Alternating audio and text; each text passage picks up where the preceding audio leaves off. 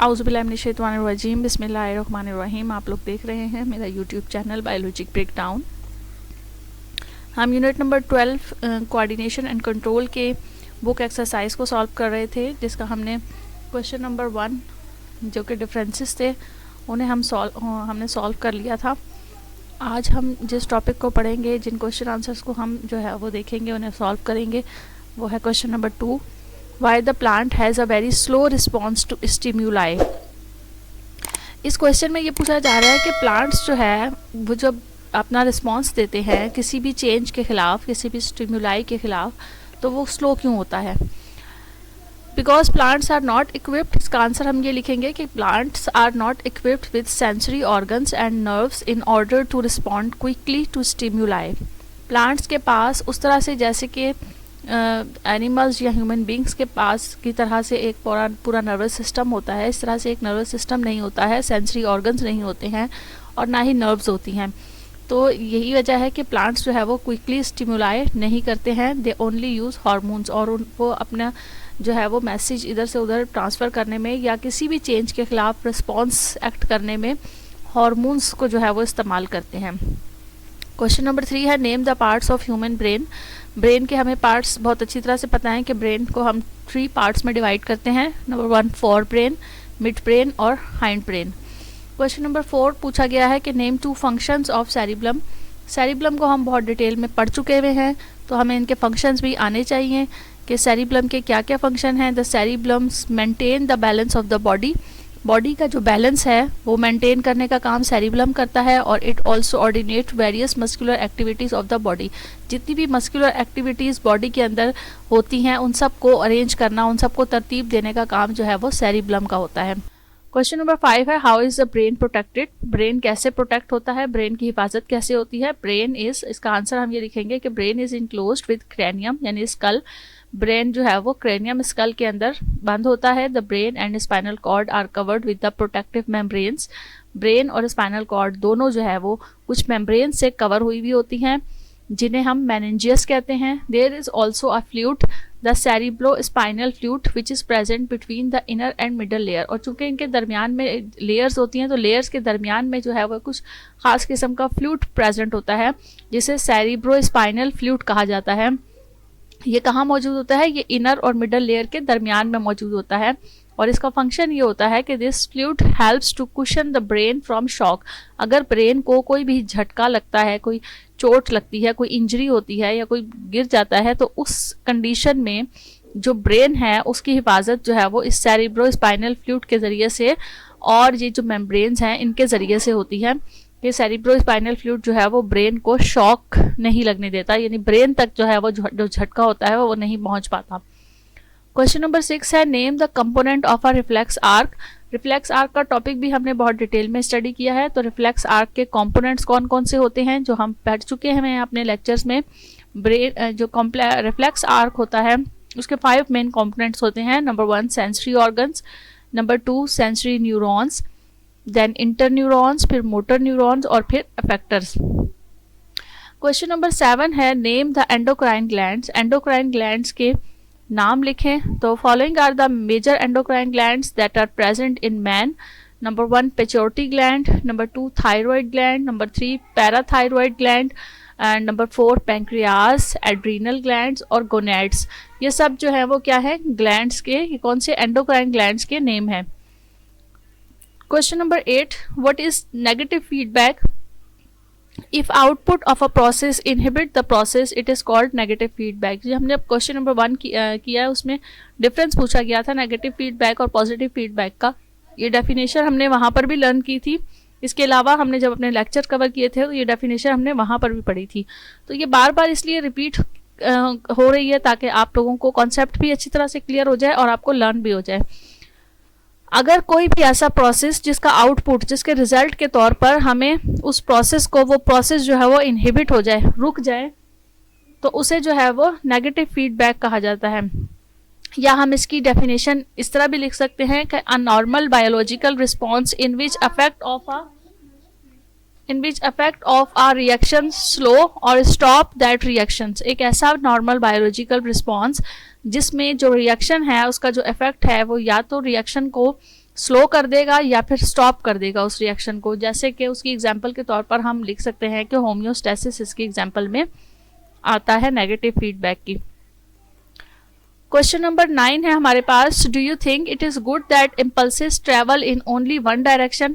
आपका क्या ख्याल है कि ये एक कंसेप्चुअल टाइप क्वेश्चन है कि आपके ख्याल में कि क्या ये जो इम्पल्सिस हैं ये सिर्फ एक डायरेक्शन में मूव कर रही होती हैं, तो ये क्या अच्छी चीज़ है, ये गुड है? Yes, it is good that impulses travel in only one direction in the nervous system. This is known as the one-way value. इसे one-way value भी कहा जाता है और ये एक अच्छा जो है वो साइन है कि जो डायरेक्शंस हैं नर्वस सिस्टम में वो एक ही रास्ते में एक ही वे से ट्रांसफ़र या एक ही डायरेक्शन में ट्रांसफ़र होती हैं और उसे हम यूनिडायरेक्शनल प्रॉपर्टी भी कहते हैं। This one-way direction helps prevent confusions, ensures clear communication, and allow for precise control over our thoughts, movement, and action. अगर टू वे वैल्यू होगी या टू वे डायरेक्शन होंगी, यूनिडायरेक्शन नहीं होगी, मल्टी डायरेक्शन होगा, तो उससे क्या होगा, ब्रेन को कन्फ्यूजन हो जाएगी कि उसे मैसेज किसको देना है और कहाँ पर जो है वो उस मैसेज को ट्रांसफ़र होना है। तो इससे क्या वन वे जो डायरेक्शन होती है उससे यूनि डायरेक्शन से हमें क्या हेल्प मिलती है, या ब्रेन को जो है वो हेल्प मिलती है कि उसे कन्फ्यूजन नहीं होती है, उसे इंश्योर होता है कि उसने कम्युनिकेशन किस जगह जो है वो पहुंचानी है, अपने मैसेजेस किस जगह जो है वो ट्रांसफ़र करने हैं, और precise control over our thoughts, और हमारी जितनी भी सोचें हैं, जो थॉट्स हैं, उनके ऊपर एक कंट्रोल होता है ब्रेन का, और मूवमेंट के ऊपर भी और एक्शंस के ऊपर भी, जो भी बॉडी के अंदर ब्रेन के ज़रिए से एक्शन हो रहे होते हैं उन सब पे ब्रेन का बहुत अच्छा सा होल्ड होता है और कंट्रोल होता है।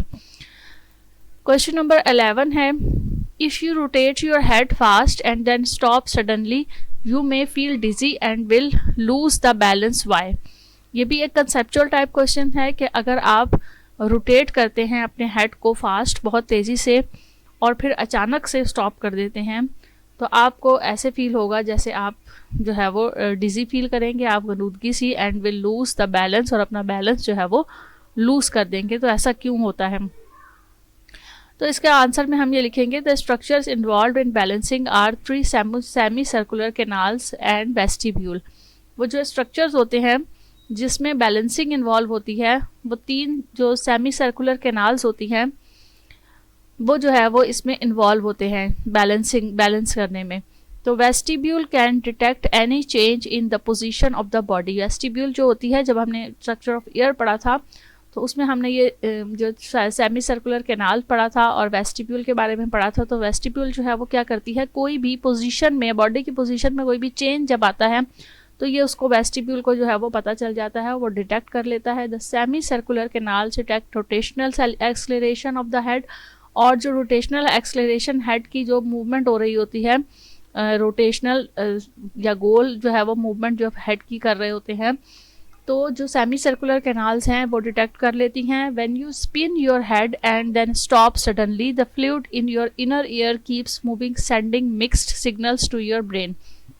और आपके एयर में जो एक फ्लूइड मूव कर रहा होता है वो एक मिक्स सिग्नल जो है वो ब्रेन को सेंड करता है। ब्रेन को एयर ने जो है वो मैसेज सेंड करना होता है जब भी बैलेंस होना होता है बॉडी का।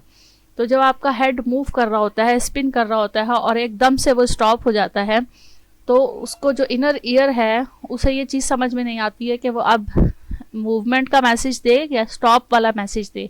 तो क्या होता है कि वो एक मिक्स मैसेज, एक मिक्स सिग्नल जो है वो ब्रेन को सेंड करता है।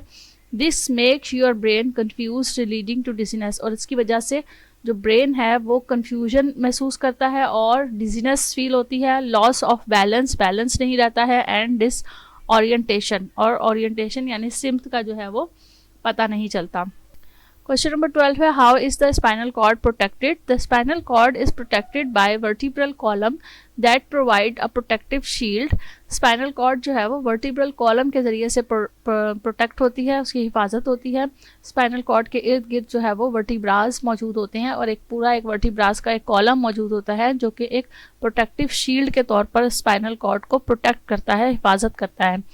Spinal canal is a tunnel like structure with in the vertebral column, और वर्टिब्रल कॉलम के अंदर ये एक टनल लाइक स्ट्रक्चर की तरह मौजूद होती है spinal cord. Meninges 3 layers of protective membrane surround the spinal cord. इसके साथ साथ स्पाइनल कॉर्ड के इर्द गिर्द 3 लेयर्स भी मौजूद होती हैं जिन्हें हम मेनिंजियस कहते हैं। A fluid which is present between meninges and spinal cord called cerebrospinal fluid. ये हम ऊपर डिस्कस कर चुके हैं कि इन दोनों लेयर्स के दरमियान में जो फ्लूइड मौजूद होता है उसे सेरिब्रोस्पाइनल फ्लूइड भी कहा जाता है। And these protective layers and structures work together to shield the spinal cord from injury and damage. और ये जो प्रोटेक्टिव लेयर्स हैं, मेनिंजियस हैं, ये जो है वो इकट्ठे होके मिल के काम करती हैं और एक शील्ड के तौर पर हिफाजत करती हैं स्पाइनल कॉर्ड की कि उसे किसी भी किस्म की इंजरी ना हो और कोई भी डैमेज ना हो।